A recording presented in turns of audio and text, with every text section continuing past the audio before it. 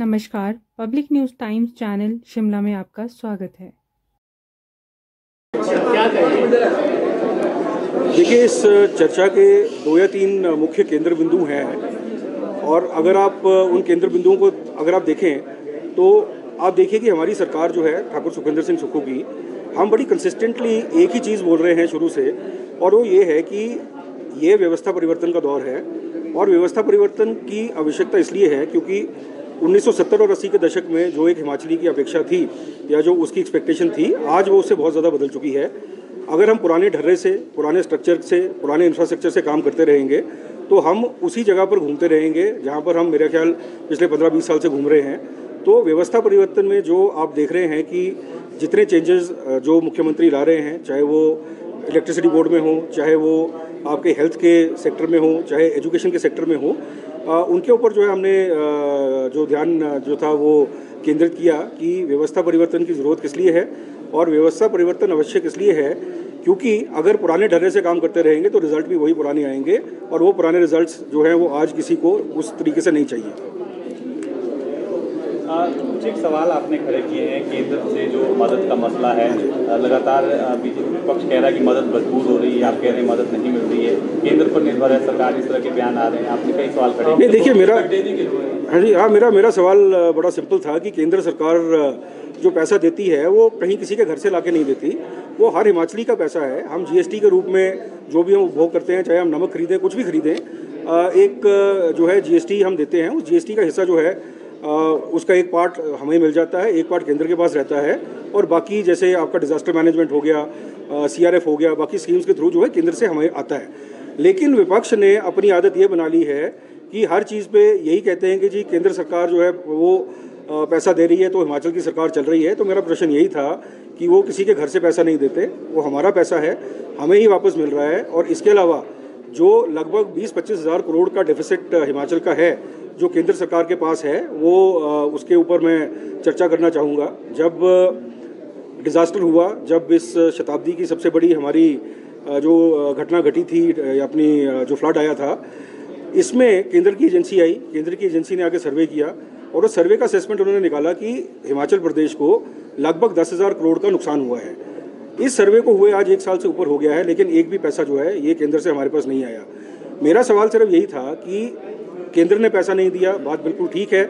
लेकिन आपके जो 7 एमपी हैं उनमें क्या एक बार भी किसी के पास जाकर ज्ञापन दिया, लोकसभा के अंदर जाकर क्या हिमाचल प्रदेश के हित की बात रखी? और अगर नहीं रखी तो आप क्यों नहीं रख रहे? सरकार आपकी है, 7 के 7 एमपी जो हैं वो आपके भारतीय जनता पार्टी के हैं, तो उनका फ़र्ज़ बनता है कि हिमाचल प्रदेश की जनता का जो आवाज़ है उसको लोकसभा में उठाएं और केंद्रीय मंत्रिमंडल में उठाएं। इसके अलावा जो अंशदान का पैसा है एनपीएस का, वो लगभग 10,000 करोड़ के आसपास पड़ा हुआ है। ये अंशदान इसलिए देना पड़ा था क्योंकि उस समय आपकी पेंशन नहीं थी। अब जब सरकार ने अंडरटेकिंग ले ली है कि आप ओल्ड पेंशन स्कीम के अंडर आ गए हैं और आपको भविष्य की आपकी चिंता नहीं है, ये हमारा चुनावी एक घोषणा थी, हमारी एक चुनावी वादा था, वो हमने पूरा कर दिया है, तो वो जो 10,000 करोड़ रुपया है, वो 10,000 करोड़ जो है वो हमें वापस मिलना चाहिए, जिसका हम उपयोग जो है दोबारा वापस कर्मचारी हित में जो है हम लगा सकें। और तीसरी चीज़, जब हमने ओपीएस दी तो जो हमारी बोरोइंग लिमिट थी, वो बोरोइंग लिमिट को फाइनेंस मिनिस्ट्री ने लगभग 1600 करोड़ से घटा दिया है। अगर आप तीनों को देखेंगे लगभग 22,000 करोड़ के आसपास का ये डेफिसिट है जो बन रहा है। और मेरी जो है नेता प्रतिपक्ष से एक ही रिक्वेस्ट थी कि कृपया आप भी आवाज़ उठाएं और आपके जो 7 चुने हुए, 4 लोकसभा से, 3 राज्यसभा से जो आपके मेंबर पार्लियामेंट हैं, उनके थ्रू आप केंद्र के साथ अब लाइजनिंग कीजिए। और अगर हमारी ज़रूरत पड़ती है, मुख्यमंत्री महोदय उनको बड़ी बार बोल चुके हैं कि हम आपके साथ चलने को तैयार हैं। सर, ऐसा है कि ये सेब हमारे लिए, हमारी आर्थिकी के लिए बहुत ही महत्वपूर्ण है। 4 ज़िले लगभग काफ़ी हद तक जो है सेब के ऊपर निर्भर करते हैं। 5,000 करोड़ की अर्थव्यवस्था है और हमने इनका जो ट्रेंड देखा है, उस ट्रेंड के हिसाब से हमको थोड़ा डर लगा हुआ है। और वो डर इसलिए लगा है कि 2023 में जब प्रेसिडेंट जो बाइडन हिंदुस्तान आने वाले थे, उससे पहले केंद्र की भारतीय जनता पार्टी सरकार ने वॉशिंगटन सेब के ऊपर ड्यूटी 70% से घटाकर 50% कर दी। इसका खमियाजा ये हुआ कि जो इंपोर्ट 4,450 मीट्रिक टन था, वो 19 गुना बढ़कर 1,75,000 करोड़ हो गया। अब आप देखिए कि सस्ता सेब जब बाहर से आएगा तो हिमाचली बागवान जो है अपना सेब कैसे बेच पाएगा? तो अभी श्री डोनाल्ड ट्रंप जी ने ये एक घोषणा और धमकी दी है कि जो टैरिफ आप मेरे पे लगाओगे मैं भी आप पे वही टैरिफ लगाऊंगा। तो उसके अंतर्गत हम ये बोल रहे थे कि अगर जो प्रेसिडेंट ट्रंप हैं वो अगर प्रधानमंत्री मोदी जी के ऊपर दबाव डालते हैं सेब की ड्यूटी को कम करने के लिए, तो आप कृपया करके उनको बोलिएगा कि ये